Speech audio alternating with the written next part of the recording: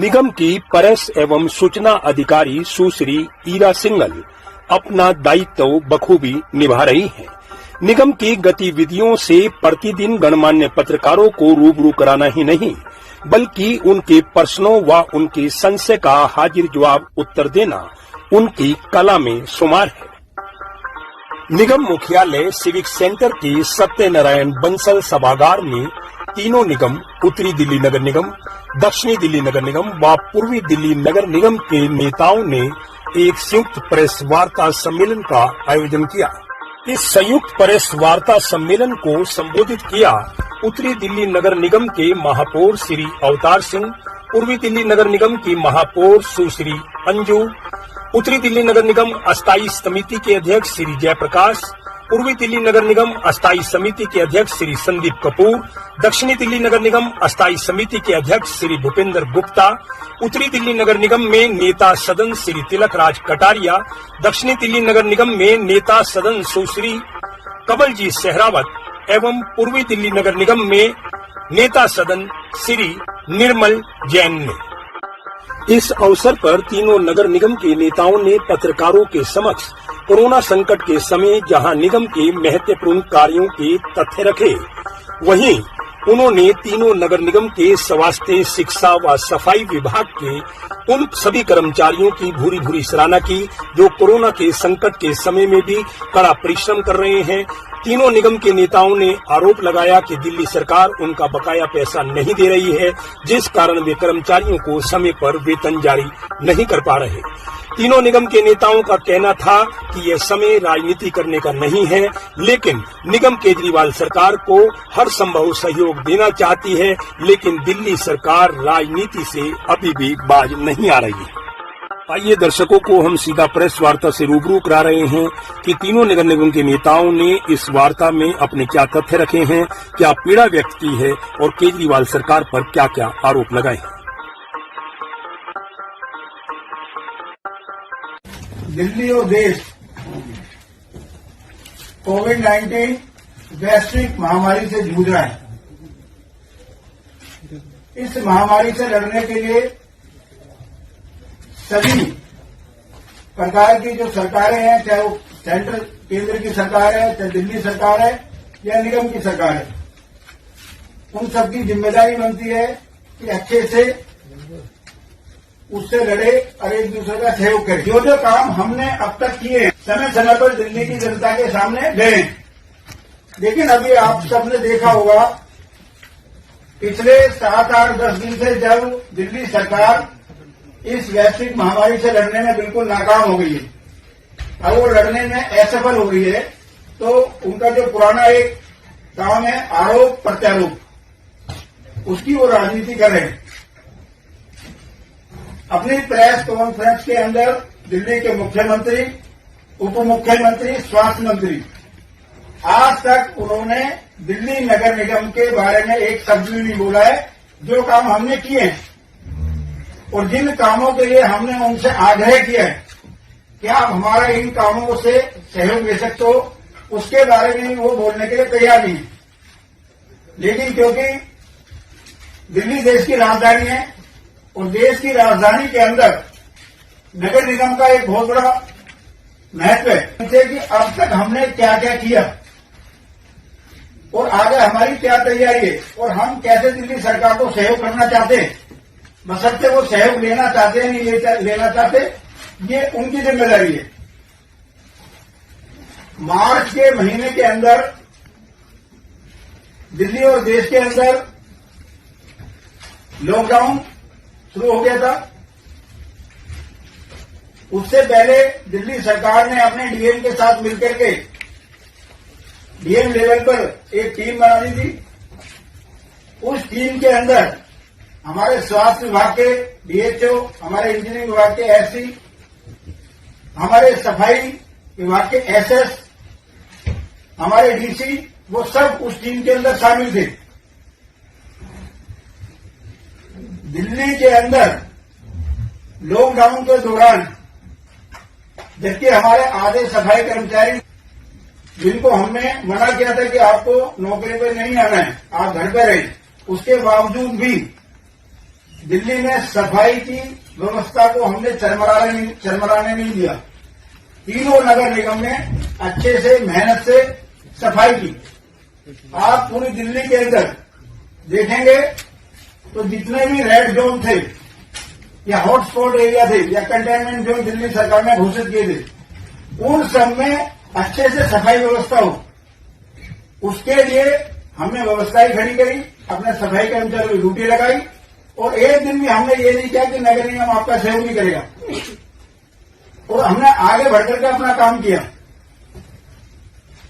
अपने सफाई कर्मचारियों को भी एहतियात बरतने के लिए हमने डॉकिंग सेंटर बनाए ताकि उन सेंटरों में हमारे सफाई कर्मचारी पीपीई किट पहन करके कंटेनमेंट जोन में जा सके। उनके लिए जो भी व्यवस्थाएं करनी थी, चाहे ड्रिंक की करनी थी, चाहे पानी की करनी थी, चाहे जूस की करनी थी, इम्यूनिटी बूस्टर ड्रिंक हमने उसकी व्यवस्था की, वो सारी व्यवस्थाएं भी हमने खरीदी। तो कोई भी सफाई के अंदर किसी भी प्रकार की व्यवस्था हमने नहीं होने दी।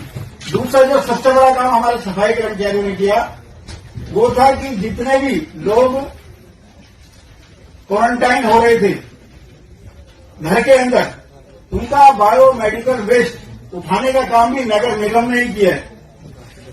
और कहीं से भी जब शुरू में समस्या आने लगी कि लोग क्वारंटाइन हो रहे हैं और घर के अंदर उनका कूड़ा इकट्ठा हो रहा है, तो हमने biotech waste solution limited agency को हायर किया और जैविक चिकित्सा अपशिष्ट के उचित निपटान के लिए उनसे करार किया ताकि क्वारंटाइन घरों में जैविक चिकित्सा अपशिष्ट संग्रह, परिवहन, उपचार और निपटान का कार्य ठीक प्रकार से किया जा सके। ये काम भी हमने अच्छे से किया। तो सफाई का काम दिल्ली शहर के अंदर नगर निगम ने किया, एक काम। दूसरा जो सबसे बड़ा काम नगर निगम ने किया है वो सैनिटाइजेशन का है। दिल्ली सरकार के मंत्री, उनके जल बोर्ड के चेयरमैन, जल बोर्ड की 3 दिन उन्होंने गाड़ियां निकाली, हाईटेक जापानी उन्होंने मशीन दिखाई और 3 दिन अपने फोटो खिंचवा करके फोटो सेशन करके उसके बाद रोड पर एक दिन भी दिल्ली जल बोर्ड की एक भी मशीन आपको नजर नहीं आई। सिर्फ नगर निगम ने सैनिटाइजेशन का काम किया। सैनिटाइजेशन के जितने भी प्रकार होते, चाहे हमारे पावर स्प्रे वाले ट्रक थे, चाहे हमारे स्प्रिंकलर वाले ट्रक थे, चाहे हमारे और भी छोटी गाड़ियां थी, चाहे हमारे पिट्ठू वाले लोग थे, डीबीसी कर्मचारी गली गली मोहल्ले क्योंकि दिल्ली के अंदर गांव भी है, अनऑथराइज कॉलोनी भी है, छोटी कॉलोनियां भी हैं जहां बड़े ट्रक नहीं जा सकते। उन सब जगह जाकर के हम लगातार एमसीडी सैनिटाइजेशन का काम करते रही। किस निगम में कितना सैनिटाइज हुआ वो हमारे तीनों निगम के लोग आगे लेके बैठे, वो आपको बताएंगे। हमारे स्वास्थ्य विभाग के जो लोग हैं उन्होंने घर घर जाकर टेस्टिंग का काम किया। जो मरीज कहीं भी कोविड पॉजिटिव मिलता था उसको ट्रेस करने का काम हमारे हेल्थ विभाग के लोग करते थे और उसके घर को सैनिटाइज कराने का काम भी नगर निगम करता था। दिल्ली सरकार अपनी एक भी एजेंसी या अपना एक भी सिस्टम ये बताया कि अगर कोई व्यक्ति कोविड पॉजिटिव पाया गया है और वो हॉस्पिटल में एडमिट हुआ है तो उस गली को, उस मोहल्ले को, उस घर को सैनिटाइज किसने किया, वो सैनिटाइज करने का काम भी नगर निगम ने किया। हमने हमारे सभी कर्मचारियों ने आगे बढ़ करके इस काम को किया। चौथा महत्वपूर्ण काम था राशन वितरण का। राशन वितरण के तीनों नगर निगम के अंदर जो दिल्ली सरकार ने कहा कि इन निगम के स्कूलों में राशन वितरण निगम को करना है, तो चाहे स्कूल देने की बात थी, चाहे हमारे अध्यापकों को देने की बात थी, तो हमने अपने टीचर्स भी दिए, स्कूल भी दिए और आज तक विपरीत परिस्थितियों में हमारे टीचर्स वहां राशन वितरण का काम कर रहे हैं। तो उसमें भी हमने इस लड़ाई के अंदर दिल्ली सरकार का कंधे से कंधा मिलाकर के सहयोग किया। एक बहुत महत्वपूर्ण विषय मैं आपको बता रहा हूं, तो शायद आप लोगों की जानकारी में नहीं होगा। दिल्ली सरकार की एम्बुलेंस चलती है कैट्स, उन कैट्स के जो ड्राइवर हैं वो ड्राइवरों ने आना बंद कर दिया था। दिल्ली सरकार के हेल्थ सेक्रेटरी का हमारे को चिट्ठी आई कि आप अपने निगम के ड्राइवर समझ दो। हमने अपने निगम के ड्राइवर उनको दिए एम्बुलेंस चलाने के लिए। आप सबकी जानकारी के लिए बता रहा हूं कि मार्च के महीने के अंदर 11 मार्च को मैंने खुद हिंदूराव अस्पताल के अंदर जाकर के हॉस्पिटल का जायजा लिया, निरीक्षण किया वहां का जो हमारा नर्सिंग होम है, नर्सिंग होम को हमने कोरोना वार्ड घोषित किया। हमारा जो वहां बॉयज हॉस्टल है, बॉयज हॉस्टल को हमने सस्पेक्टेड जो मरीज आएंगे उनके लिए अलग चिन्हित किया, वहां व्यवस्था करी गई और एक आइसोलेशन वार्ड अलग से बनाया। उसके दूसरे दिन हमारे मेयर अवतार सिंह जी कस्तूरबा हॉस्पिटल के अंदर गए, वहां पर भी हम ये व्यवस्था कर सकते हैं, इसके लिए उन्होंने दौरा किया। हमारे दक्षिण दिल्ली नगर निगम में हमारा एक सुपर स्पेशलिटी अस्पताल है तिलक नगर के अंदर, उसके लिए भी हमारे वहां के स्टैंडिंग कमेटी के चेयरमैन और नेता सदन उन्होंने वहां दौरा किया, उसकी तैयारियों का जायजा लिया।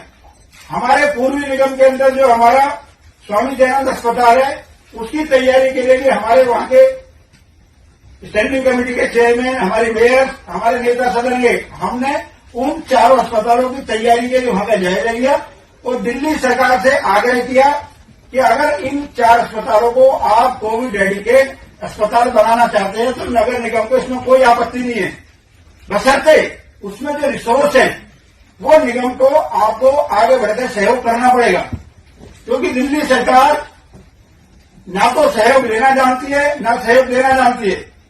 लेकिन हम दिल्ली की एक प्रमुख पार्टी से चुने हुए लोग हैं और दिल्ली की तीनों निगम को चला रहे। हमने एक भी कदम कोई ऐसा नहीं उठाया जिससे कोविड-19 की लड़ाई कमजोर हो। हमने सब जगह उनको आगे बढ़कर सहयोग दिया।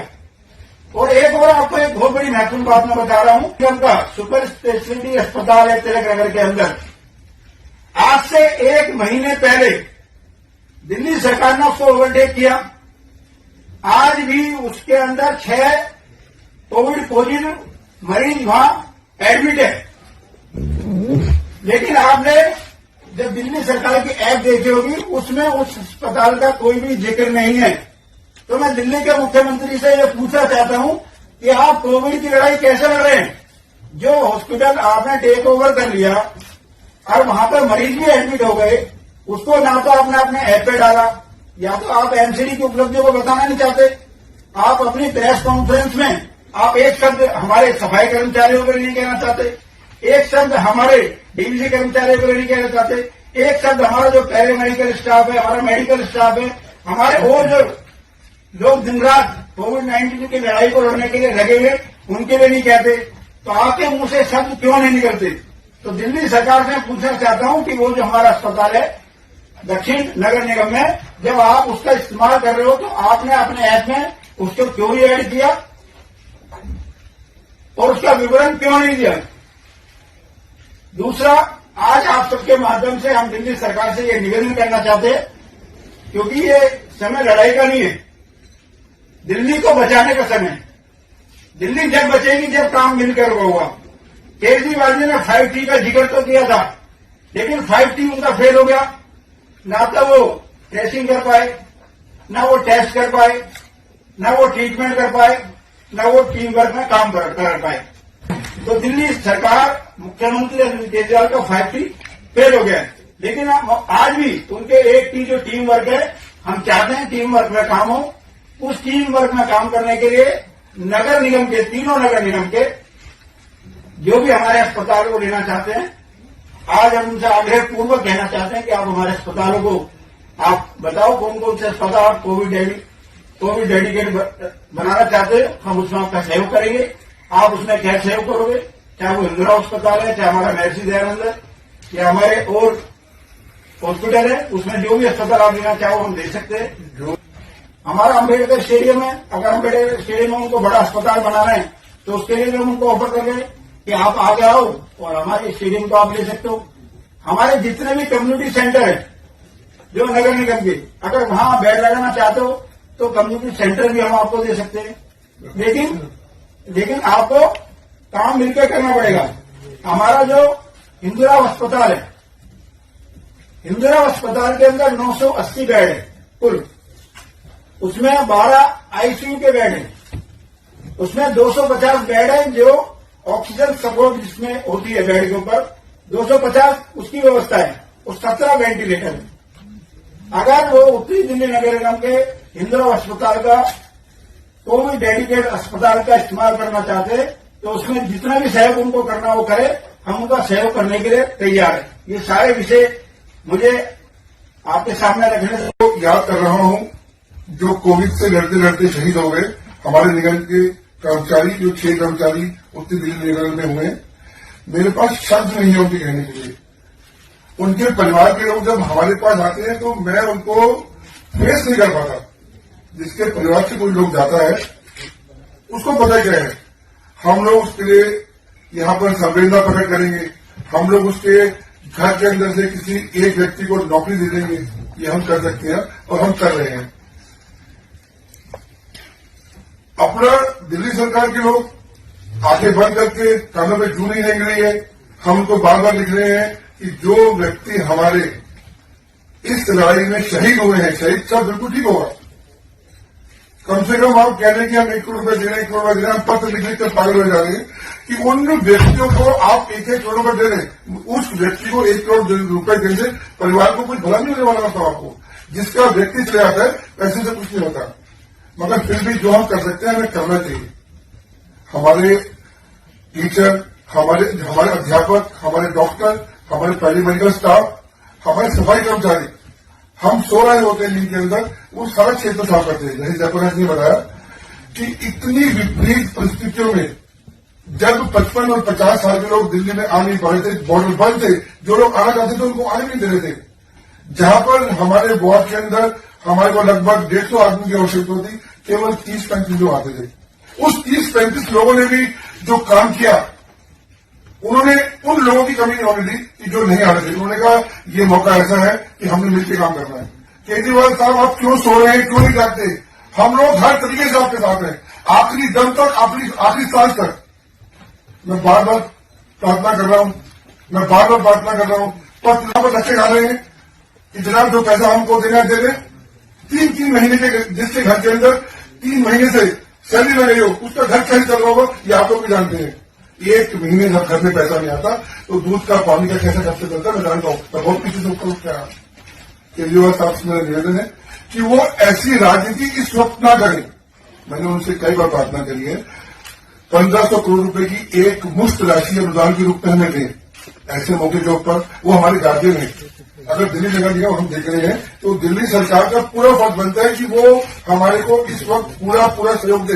केवल भाषणों में, केवल टीवी के अंदर आकर, ये केवल विज्ञापनों में नहीं, उनको बाहर आना पड़ेगा। जयप्रकाश जी ने बताया कि हमारे सभी जो लोग इस साइड बैठे हैं, हम रोज दिन में 2 बार, दिन में 4 बार जहां जाना होता है, चाहे वो सेंटर्स करने का काम हो, चाहे वो हॉस्पिटल चेक करने का काम हो, चाहे कहीं पर कोई बंदा बीमार हो। जयप्रकाश जी और मैं जो बाकी लोग बैठे हैं उन घरों में गए हैं जिन घर में कोरोना था, अपने हाथ से उस घर को साफ करके आए हैं। कहां निकले आप लोग? सिर्फ टीवी के अंदर, और वो भी बहुत दूर से बात करते हैं कि मैं ये कर रहा हूं, मैं ये कर रहा हूं। ऐसे नहीं चलेगा। अगर आपको हमारा सहयोग चाहिए, हम आमंत्रित कर रहे हैं कि बताओ हमें क्या करना है। हमारा आइडिया हॉस्पिटल खाली है, वो बहुत अलग जगह के ऊपर है, आप उसमें संसाधन दीजिए, हम काम करेंगे। जो हिंदुराव के हॉस्पिटल की भाषण में बात करी है, हिंदुराव हॉस्पिटल हमारा ऑलरेडी इस काम में लगा हुआ है। वहां पर 3 नंबर और 4 नंबर वार्ड के अंदर हमने कोरोना वार्ड बनाया हुआ है। जितने से केसेज आते हैं उसमें लगते हैं, उनके टेस्ट कराने के बाद जो भी उसमें से कोरोना पॉजिटिव निकलता है उनको आगे हम रेफर करते हैं। हमारा नर्सिंग होम वहां पर तैयार है। मगर मैं एक बात पैसों की मैं काट दे रहा हूं, मगर मैं चाहता हूं कि वो हॉस्पिटल दिल्ली का सबसे बड़ा हॉस्पिटल है, वहां पर और भी बहुत तरीके के केसेज आते हैं, मरीज आते हैं। अभी आगे जलजनित बीमारियां और होने वाली है, डेंगू है, चिकनगुनिया, मलेरिया है। अगर हमें और बेड बनाने पड़ेंगे तो हम उन बेडों को बढ़ाकर कोविड में कर सकते हैं। पूरा हॉस्पिटल की आवश्यकता नहीं है। और जो हमारे बड़े हॉस्पिटल है, आईडी है, राजू टीवी है, वो बिल्कुल एकांत में है और वहां पूरी तैयारी है। मैं खुद चेक करके आया हूं, वहां पूरे वार्ड तैयार है। अगर आप कहें करने को तैयार है। उसके अलावा दिल्ली के अंदर आपको अगर जगह चाहिए तो हमें बताएं, हम 24 घंटे 7 दिन तैयार है, हमारी पूरी टीम तैयार है। संसाधन आपको देने होंगे, केवल बातों से बात नहीं बनेगी। दिल्ली के अंदर जो हमारे नॉर्थ दिल्ली के अंदर है 119 समुदाय भवन आपको आमंत्रित करते हैं, संसाधन दे, हमारे व्यक्ति, हमारे कर्मचारी आपके साथ काम करने को तैयार है, कंधे के साथ कंधे मिला के। मगर आपको जो भी राजनीति करनी होगी, कहना कुछ और, करना कुछ और, ऐसा नहीं करेगा। आपको भी सड़क पे आना पड़ेगा। अगर आपको अपनी जान प्यारे केजरीवाल जी, हम सबको कभी जान चाहिए। हमारे घर में भी बच्चे हैं और हम भी समझते हैं कि मृत्यु का क्या होता है, मगर हम डरेंगे नहीं। हमारे प्रधानमंत्री जी ने कहा है लड़ना है, हम आखिरी दम तक लड़ेंगे। हमारे पास 30 फिजिकल सेंटर है, 4 स्टेडियम है, रानी झांसी रोड, केशवपुरम, शहीद भगत सिंह, रोहिणी, सत्यवती कॉलेज, शांति ड्राइव, और 4 स्पोर्ट्स क्लब हमारे पास है, कीर्तिनगर, कुर्द, निजामपुर और कुलबाग। ये इतनी सारी जगहें हैं। अगर आपको चाहिए और आप चाहते हो कि आप इसके अंदर एडिशनल वार्ड बनाए, आप आइए ना। हमने कभी बनाया नहीं किया आपको। जब से लॉकडाउन शुरू हुआ है और जब से हम लोगों ने यहां पदभार संभाला है, तब से आपके दरवाजे खटखटा रहे हैं, मगर आपने कभी दर्शन नहीं दिए। इतनी देर तो भगवान ने दर्शन दे देता है। मैं पूछता हूं उनकी क्या गलती, जिनके घर के लोग सही हो गए, आप उनको 1 करोड़ देने में भी राजनीति कर रहे हैं। घर का व्यक्ति चले जाए, चाहे छोटा हो चाहे बड़ा हो, वो दुख हम कभी बांट ही नहीं सकते। हमने ऐसे घोषणा कर दी कि हम उनको नौकरी दे देंगे, नौकरी से कम नहीं होगा। बहुत बहुत जिसका कोई व्यक्ति चले जाता है उसको मालूम है कि कैसे होता है। तो हाथ जोड़ के लिए दे रहे हैं केजरीवाल जी से कि इस वक्त पे वो राजनीति ना करें। अगर निगम के गार्जियन वो है, अगर वो भारत सरकार के आगे अगर होते हैं कि हमें पैसा दो, तो हम भी आपके साथ रहेंगे, हम भी आपके बच्चे हैं। वो इस रिश्ते को समझ ही नहीं रहे। जो लोग मरेंगे, एक शब्द के लिए बोलना नहीं आता आपको कि निगम के कर्मचारी काम कर रहे हैं। केवल आपके डॉक्टर है, हमारे डॉक्टर नहीं, उनकी जान नहीं क्या? उनको 1 करोड़ रुपए की राशि देने की आपने मना करा और अपने डॉक्टरों को देने के लिए कह दिया। क्या हमारे लोग अलग से आते हैं? क्या वो अलग पैदा हुए हैं? उनके अंदर अलग खून है? क्या वो इंसान नहीं है?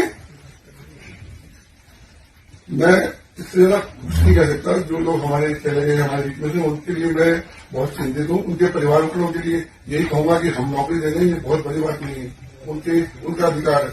मगर केजरीवाल जी जान दें, ये बड़ी दुखित बात है कि वो अभी भी नहीं निकल रहे हैं। जी मैं बीमार हूं, मेरा कोरोना टेस्ट हो गया है, मैं ये करूंगा, मैं वो करूंगा। मैं आपको आमंत्रित कर रहा हूं, मैं आपको चैलेंज कर रहा हूं, जहां कहें हम लोग वहां खड़े के बात करेंगे। जो पैसा देना वो हमें दे दो। 3-3 महीने डॉक्टर काम कर रहे हैं, तो पैसा नहीं है। सफाई कर्मचारी कहते हैं बहुत में कहां से आऊंगे, मैं किराया जाने के लिए क्या बात बताऊं मैं आपको। सफाई कर्मचारी के पास किराया नहीं आने के लिए कितनी दूर बंदी की बात हमारी। हम दिन रात खुद वॉलंटियर काम करेंगे जहां कहेंगे। ये नहीं कि हम घर का क्या ले देंगे। हॉस्पिटल हो, कहीं सफाई करवानी हो, कहीं दवाई दिलवानी हो, एक एक व्यक्ति खुद जाके खड़ा होगा। वहां पर कोरोना के मरीज होंगे, उनसे बात करते हैं। एक बात मैं प्रेस के माध्यम से पूरी दिल्ली वालों से को कहना चाहता हूं कि जिस व्यक्ति को कोरोना हो जाए उससे आप घृणा न करें। ये मैं बहुत भुगत चुका हूं। एक दिन मैं केवल घर में रहा क्योंकि मेरे सहयोगी जो मेरी पीएस है, जो उसको कोरोना हो गया। बीमारी किसी को भी लग सकती है। लोगों ने ऐसा वातावरण पैदा कर दिया कि अब काफी मर गया। ये बीमारी किसी को भी हो सकती है। दिल्ली सरकार की प्रशासनिक क्षमता के ऊपर प्रश्न चिन्ह लग रहा है। वो इस महामारी को रोक पाने में पूर्णतः विफल हो रही है।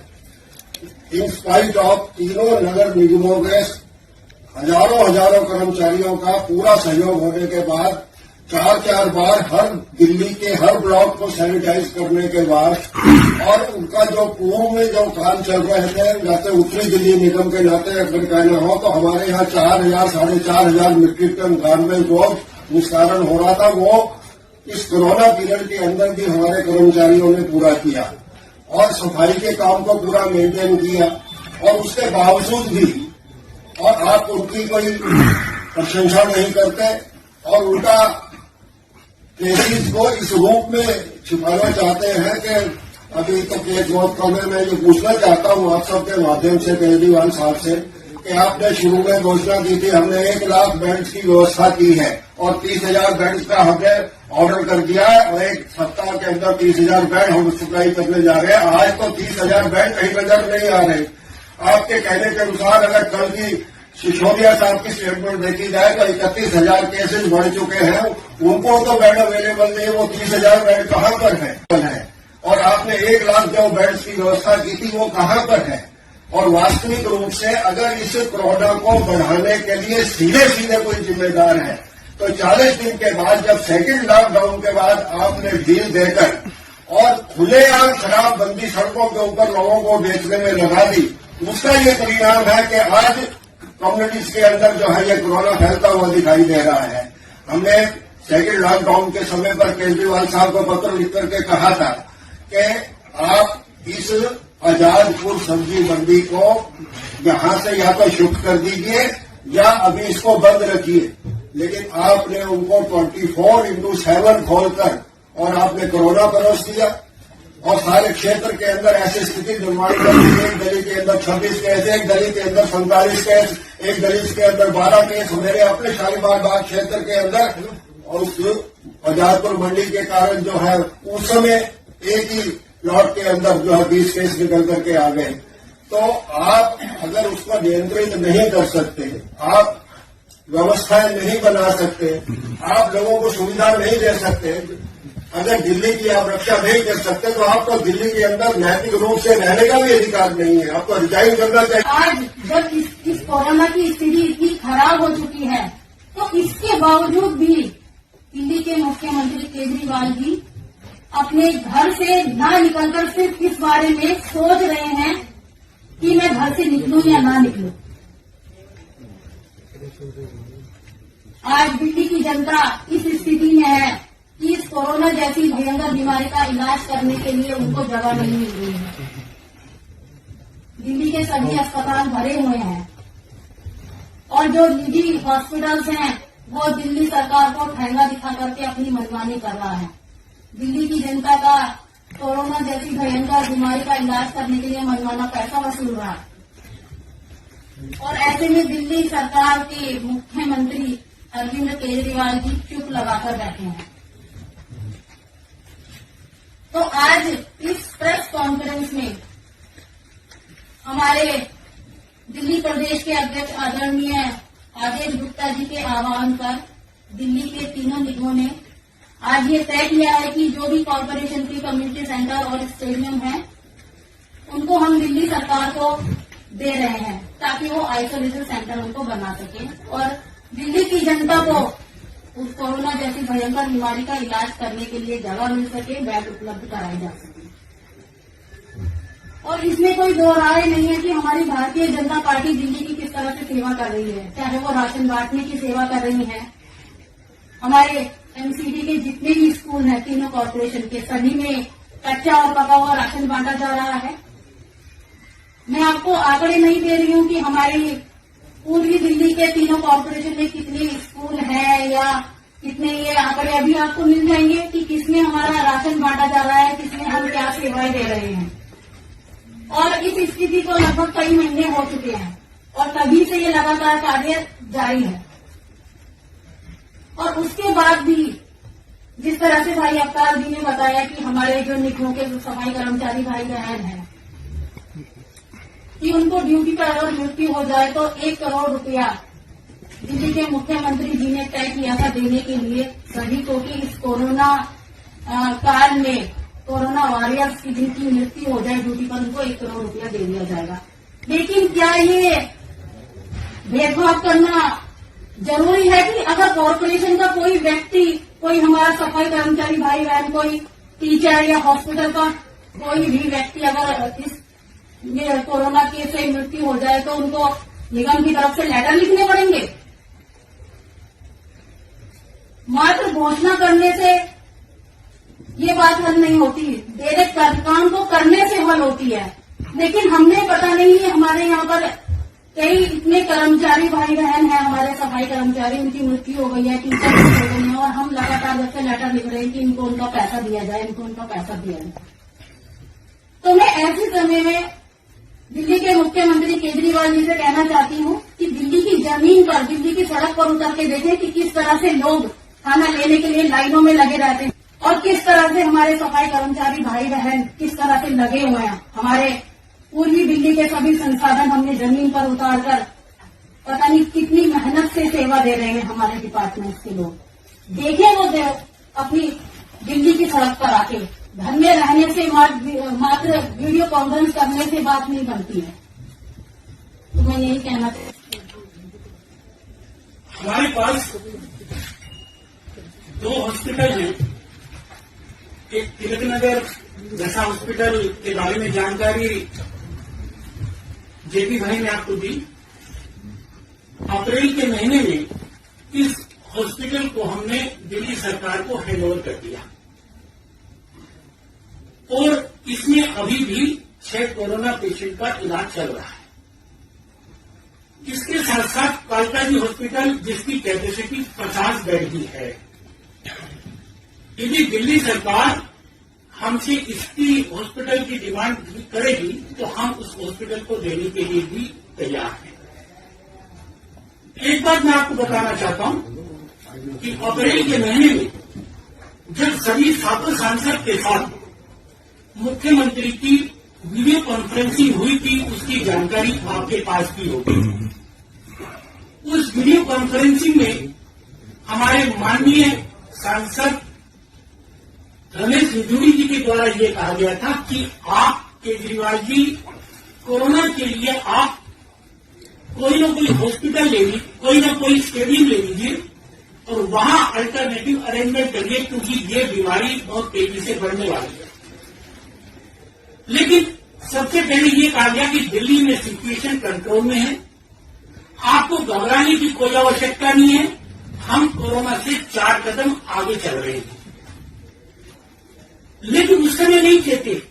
लेकिन आज हम आपको ये बताना चाहते हैं कि हमारे सबसे बड़ी बात कि जो केंद्र सरकार से जो अनाज, सूखा अनाज जो स्टेट गवर्नमेंट को दिया जाता है, स्टेट गवर्नमेंट दिल्ली सरकार को दिया गया। हमारे दिल्ली के एमसीडी के कर्मचारी, 5000 से ज्यादा कर्मचारियों ने उस अनाज को बांटा और एमसीडी के सेंटरों में बांटा। एमसीडी सेंटर मीन एमसीडी के स्कूलों में। लेकिन मुख्यमंत्री जी के द्वारा एमसीडी के टीचर की कोई भी किसी भी प्रेस कॉन्फ्रेंस में उनके मंत्रियों के द्वारा कोई जिक्र नहीं किया गया। केंद्र सरकार के द्वारा किया गया। बांटा एमसीडी के कर्मचारियों ने, बांटा गया एमसीडी की बिल्डिंग में और फ्लैक्स लगा दिए गए मुख्यमंत्री के। एक बार भी आपने एप्रिशिएट नहीं किया। पहले दिन से पूर्वी दिल्ली नगर निगम जो भी दिल्ली सरकार को सहयोग कर सकते थे वो हमने किया है। आज हमारे चाहे हॉस्पिटल है, आज हम अपने जितने भी हमारे 71 कम्युनिटी सेंटर है, इस प्रेस वार्ता के माध्यम से हम दिल्ली सरकार को कह रहे हैं कि जो भी आपको सेंटर चाहिए, जो भी रिसोर्स चाहिए, हम देने को तैयार है, कंधे से कंधा मिलाकर चल रहे हैं। लेकिन कम से कम पूर्वी दिल्ली नगर निगम, बाकी निगमों का नाम लेके जो हजारों कर्मचारी कोरोना वॉरियर्स के रूप में काम कर रहे थे, उन्हें भी सम्मान दिया जाए, यही हमारी मांग है। हमारी टीम ने रात दिन इसके लिए काम किया। जैसा कि भूपेंद्र जी ने बताया कि किस तरह से डीवीसी वर्कर लगे, क्योंकि डीवीसी वर्कर सफिशिएंट नहीं थे, तो हमने अपने हॉर्टिकल्चर स्टाफ को और जो बाकी स्टाफ है उसको भी हमने पूरे 3 महीने के लिए हेल्थ डिपार्टमेंट में हमने ट्रांसफर किया हुआ है। हमारा हॉर्टिकल्चर का डिपार्टमेंट भी लगातार हेल्थ डिपार्टमेंट में काम करता रहा है और हमारे 67 वाटर हमारे स्प्रिंकलर जो कि मेडिसिन का स्प्रे जेटिंग मशीन और तकरीबन हमारे 582 जो पंप थे और हमारे 4 जो टैंकर है जेटिंग मशीन, उन्होंने इस टाइम में लगातार रात दिन काम किया है। हमारे यहाँ पर जो distribution of mask, gloves, shields वो पूरा हुआ है। बड़े दुख की बात है कि दिल्ली सरकार से हमें इसमें सहयोग नहीं मिला है। एक डाटा के लिए, क्योंकि डाटा का अगर आप चाहेंगे तो हम आपको शीट दे देंगे। लाइक पीपीपी किट जो हमारे यहाँ 16,445, N95 29,000, सर्जिकल 1,30,000, इस तरह से हमने अपने स्टाफ को और जिन लोगों की हम मदद कर सकते थे पर वार्ड में 1000 मास्क हर पार्षद ने अपनी तरफ से दिए हैं।